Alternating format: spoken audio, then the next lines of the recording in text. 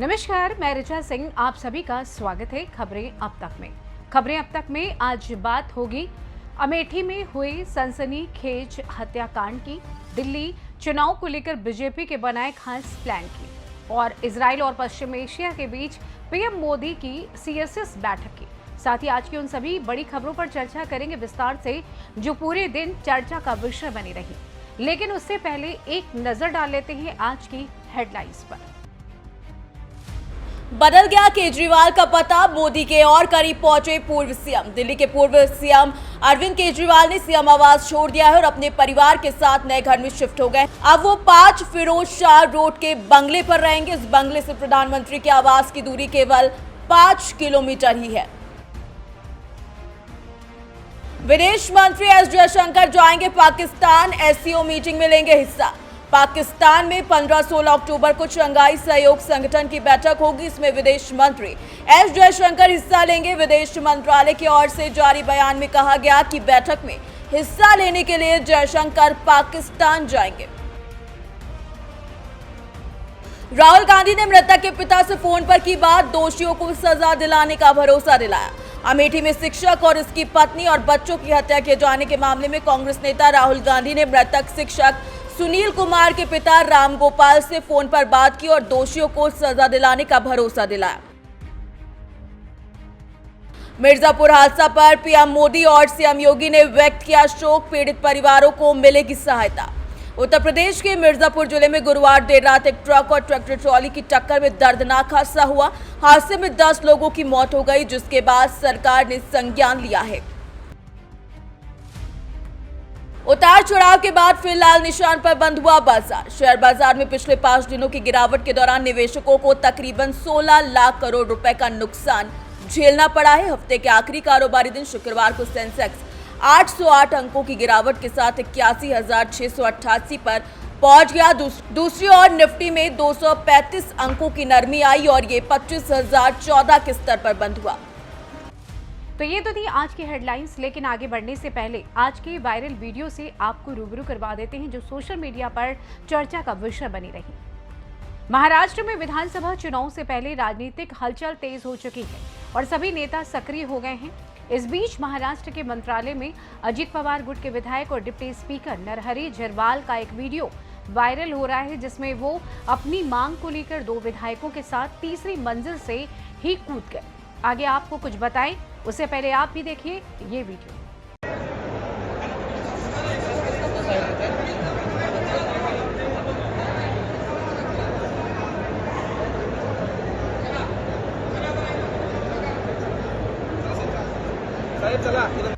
हालांकि गनीमत ये रही कि वो जाली पर अटक गए।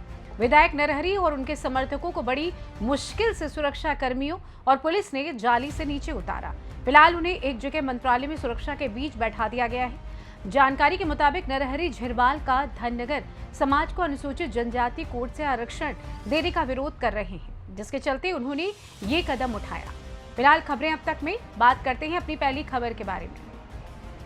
उत्तर प्रदेश में दिन पर दिन अपराध और अपराधी बढ़ते जा रहे हैं। कुछ समय पहले तक कहा जाता था कि प्रदेश में बीजेपी की सरकार आने से और खासकर योगी आदित्यनाथ के मुख्यमंत्री बनने से सूबे में अपराध और अपराधियों पर लगाम लगी है, लेकिन शायद ये दावा अब दिन पर दिन खोखले साबित होते नजर आ रहे हैं। जी हां, बीते कुछ दिन पहले लखनऊ में एक डिलीवरी बॉय की निर्मम हत्या कर दी गई और वहीं बीते दिन अमेठी में एक बेहद खौफनाक घटना घटी। जी हां, प्रदेश में कंपोजिट विद्यालय में तैनात एक दलित शिक्षक, उनकी पत्नी व 2 बेटियों को अज्ञात हमलावरों ने घर में घुसकर गोली मार दी। इस घटना ने पूरे प्रदेश में बवाल मचा कर रख दिया है। तो वहीं इस मामले पर अब सियासत भी शुरू हो गई है। मामले पर समाजवादी पार्टी के प्रमुख अखिलेश यादव और बहुजन समाज पार्टी की सुप्रीमो मायावती ने प्रतिक्रिया देते हुए सरकार पर हमला बोला है। क्या है पूरा मामला, आइए आपको विस्तार से बताते हैं। यूपी के अमेठी में बीती शाम एक ही परिवार के 4 लोगों की गोली मारकर हत्या कर दी गई।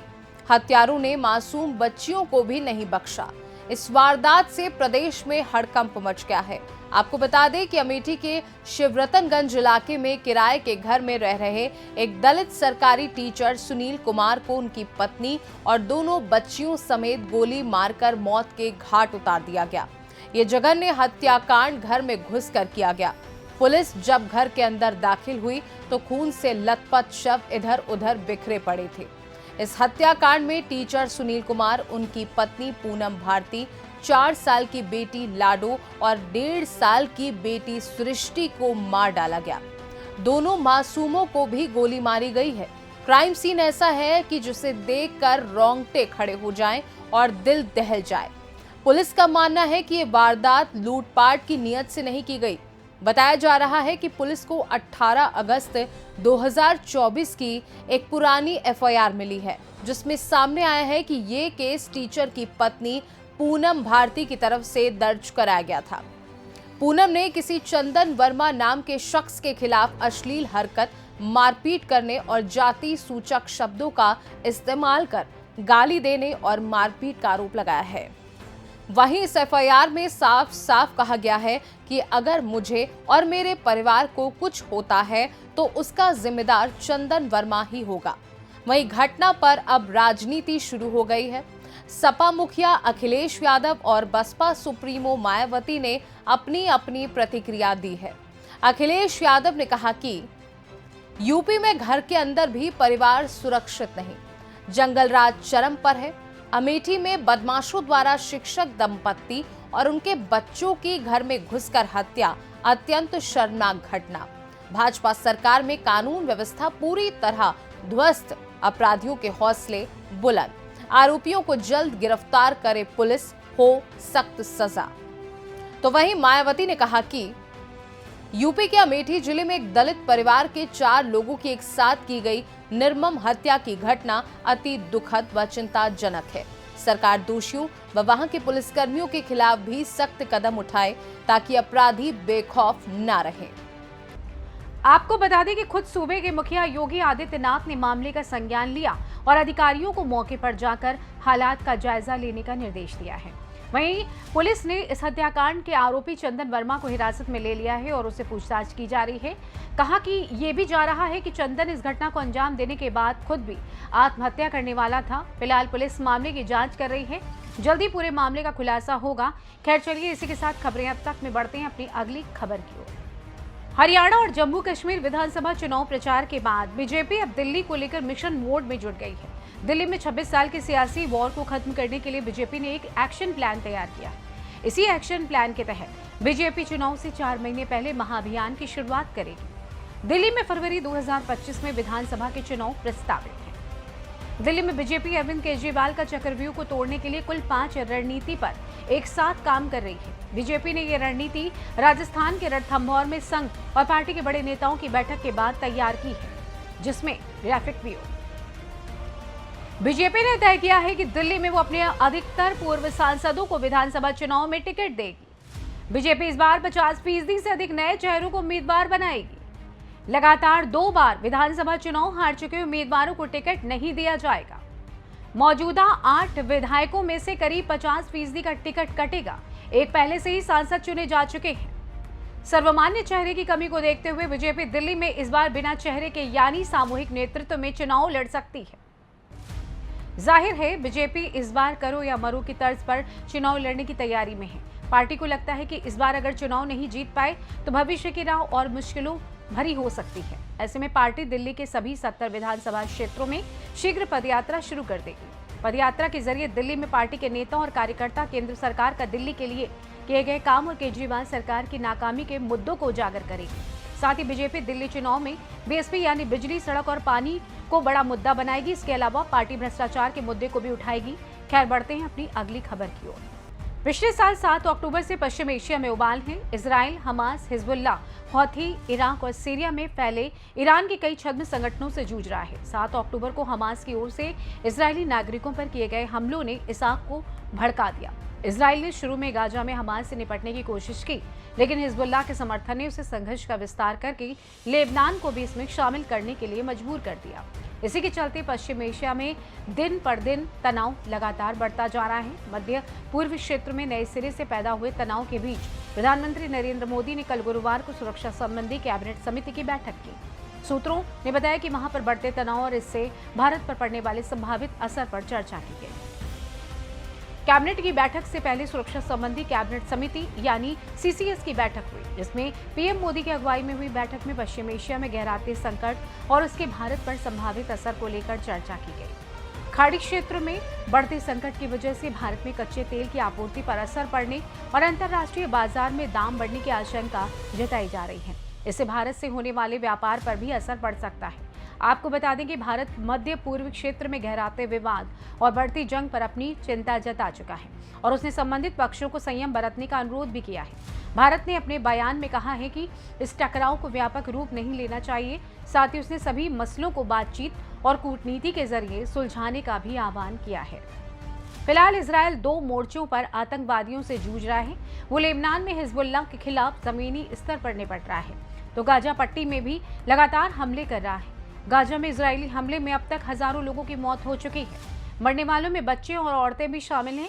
वहीं धीरे धीरे यहां तक आशंका जताई जा रही है कि जल्द ही तीसरा विश्व युद्ध होने वाला है। फिलहाल इन खबरों के अलावा एक नजर आज की उन खबरों पर भी डाल लेते हैं जो पूरे दिन चर्चा का विषय बनी रही। गुरुग्राम में निर्माणाधीन इमारत के वाटर टैंक में उतरे 3 मजदूरों की दम घुटने से मौत हो गई। वहीं ईमेल के जरिए मिल रही बम की धमकियों का सिलसिला रुकने का नाम नहीं ले रहा है। शुक्रवार को राजस्थान के जयपुर एयरपोर्ट और बेंगलुरु स्थित 3 टॉप कॉलेजों को बम से उड़ाने की धमकी मिली, जिसके बाद स्थानीय सुरक्षा एजेंसियां भी हरकत में आ गई।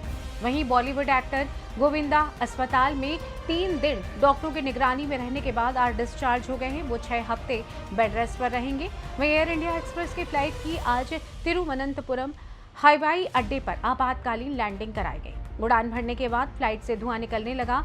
मस्कट जा रही इस फ्लाइट में 148 यात्री सवार थे। वहीं अमेठी में शिक्षक और उनके परिवार की हत्या के मामले में सियासत भी शुरू हो गई है। अमेठी के सांसद केएल शर्मा रायबरेली पहुंचे और मृतक शिक्षक के पिता से मुलाकात की। उन्होंने लोकसभा में विपक्ष के नेता और कांग्रेस सांसद राहुल गांधी और मृतक के परिवार के सदस्य के बीच फोन पर बातचीत कराई। वहीं तिरुपति लड्डू में पशु चर्बी की कथित मिलावट के मामले में सुप्रीम कोर्ट में आज सुनवाई हुई। कोर्ट ने इस मामले की जांच के लिए एक नई स्वतंत्र एसआईटी गठन करने का आदेश दिया है।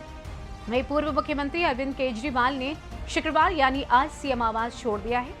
केजरीवाल ने पहले ही सीएम आवास छोड़ने का ऐलान कर दिया था। वहीं महाराष्ट्र के यवतमाल में पालक मंत्री संजय राठौर की गाड़ी हादसे का शिकार हो गई। हादसा तब हुआ जब वो पोहरा देवी से यवतमाल की तरफ जा रहे थे। दुर्घटना में राठौर की गाड़ी का अगला हिस्सा टूट गया। हालांकि गनीमत रही कि किसी तरह मंत्री संजय राठौर और उनका ड्राइवर इस हादसे में बाल बाल बच गए। वहीं इजरायल का लेबनान में हिजबुल्लाह के खिलाफ हवाई और जमीनी कार्रवाई जारी है। इजरायली रक्षा बलों ने हिजबुल्लाह के मिसाइल प्रोडक्शन यूनिट के चीफ एक्सपर्ट महमूद यूसुफ अनीसी को मार गिराने का दावा किया है। वहीं प्रधानमंत्री नरेंद्र मोदी ने आज शुक्रवार शाम कौटिल्य आर्थिक सम्मेलन को संबोधित किया। सम्मेलन का आयोजन नई दिल्ली के ताज पैलेस होटल में किया गया। तो ये तो थी हमारी आज की वो खबरें जो पूरे देश में काफी सुर्खियों का विषय बनी हुई है। लेकिन जाते जाते आपको एक और अहम मुद्दे से रूबरू करवा देते हैं। हरियाणा में चुनाव का मौसम चल रहा है और कल यानी 5 अक्टूबर को चुनाव होना है, जिसके चलते आज चुनाव प्रचार थम गया है। हरियाणा की बात हम इसलिए कर रहे हैं क्योंकि हरियाणा में लगभग 9 साल तक मुख्यमंत्री रहे मनोहर लाल खट्टर के खिलाफ उपजी नाराजगी को भांपकर भाजपा नेतृत्व ने इस साल मार्च में उन्हें सीएम पद से हटा दिया था। खट्टर को लोकसभा चुनाव लड़वाकर और केंद्रीय मंत्री सौंपकर दिल्ली की राजनीति में स्थापित करने का प्रयास किया गया, लेकिन खट्टर का मन हरियाणा में लगा रहा। भाजपा नेतृत्व को जब लगा कि खट्टर का नाम नुकसान पहुंचा रहा है, तो पूरे चुनाव प्रचार अभियान से खट्टर का नाम और उनकी तस्वीर गायब कर दी गई।